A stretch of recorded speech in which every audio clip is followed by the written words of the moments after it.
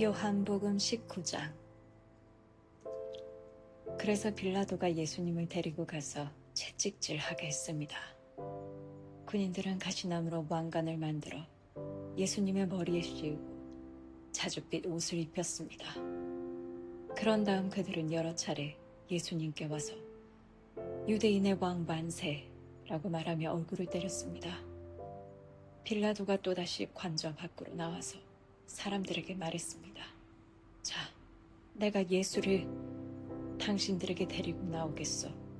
내가 그를 고소할 아무런 죄도 발견하지 못한 것을 당신들은 알게 될 것이오.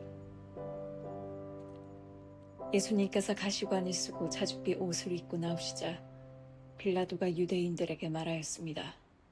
보시오, 이 사람이요. 대제사장들과 성전 경비병들이 예수님을 보고 목소리를 높여 외쳤습니다. 십자가에 못 박으시오, 십자가에 못 박으시오. 빌라도가 그들을 향해 이렇게 말했습니다. 당신들이 이 사람을 데리고 가서 십자가에 못 박으시오. 나는 그에게서 아무 죄도 찾지 못했소. 유대인들은 우리의 법대로 하면 그는 당연히 죽어야 합니다. 자기를 하나님의 아들이라고 주장하니 말입니다. 라고 우겼습니다. 빌라도는 이 말을 듣자 더욱 두려워하였습니다.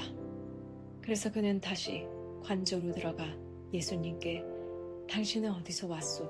라고 물었습니다. 그러나 예수님께서는 그에게 대답하지 않으셨습니다. 빌라도가 예수님께 말했습니다.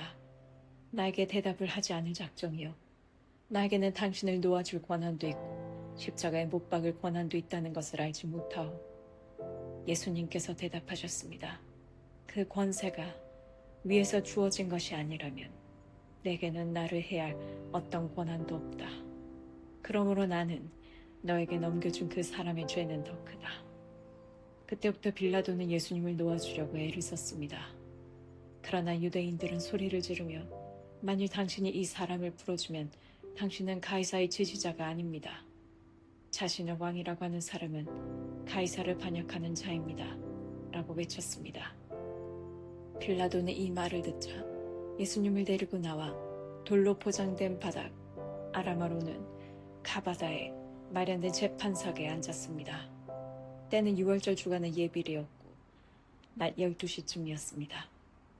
빌라도가 유대인들에게 말했습니다. 보시오, 당신들의 왕이요. 그 사람들은 소리를 질렀습니다. 없애버려라, 없애버려라. 그를 십자가에 못 박아라. 빌라도가 그들에게 물었습니다. 당신들의 왕을 나더러 십자가에 못 박으란 말이오. 대제사장들이 대답하였습니다. 우리에게 가이사 외에는 왕이 없소. 그래서 빌라도는 예수님을 십자가에 못 박도록 그들에게 넘겨주었습니다. 군인들이 예수님을 데리고 갔습니다. 예수님께서 자신이 매달린 십자가를 직접 치고 헤고레터, 아람어로는 골고다라는 곳으로 가셨습니다.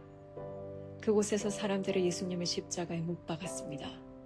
또한 예수님과 함께 다른 두 사람도 예수님을 가운데 두고 양편에 한 사람씩 십자가에 못 박혔습니다.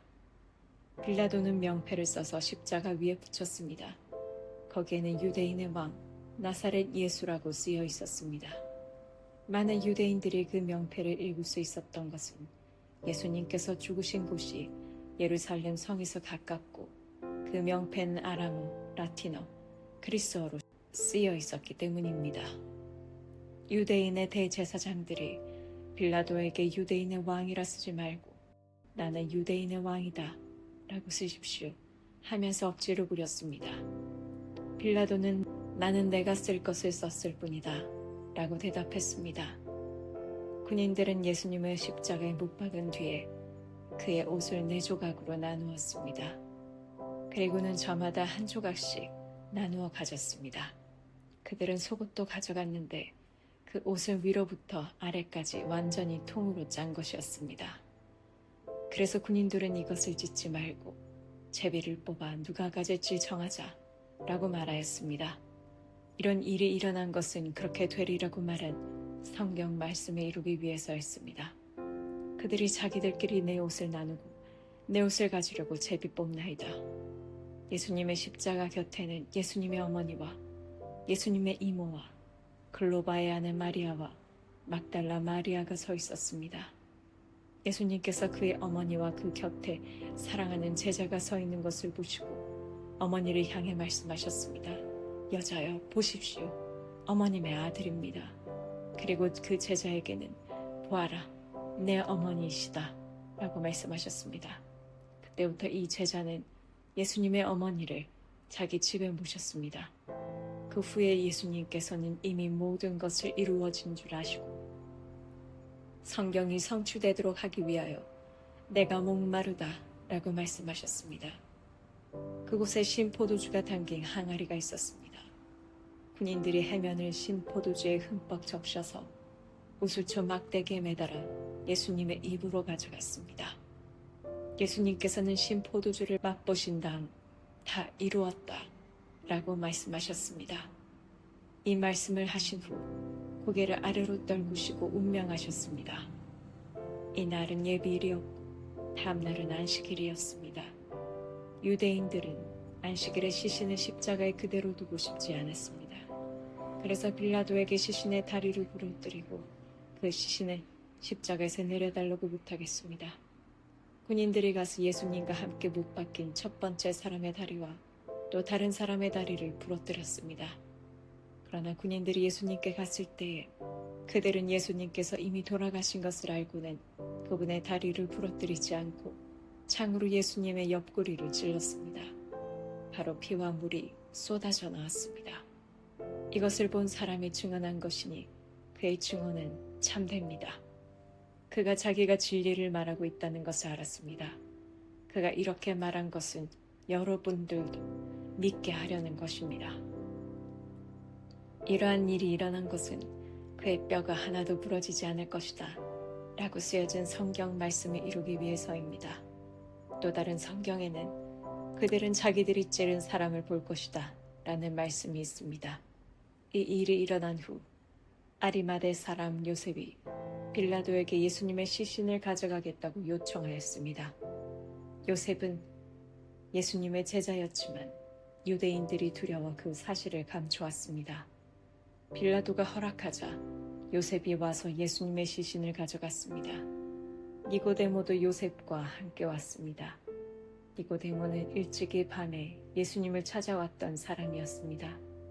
그는 몰약과 알로에를 섞어 만든 향유를 133kg 정도 가져왔습니다.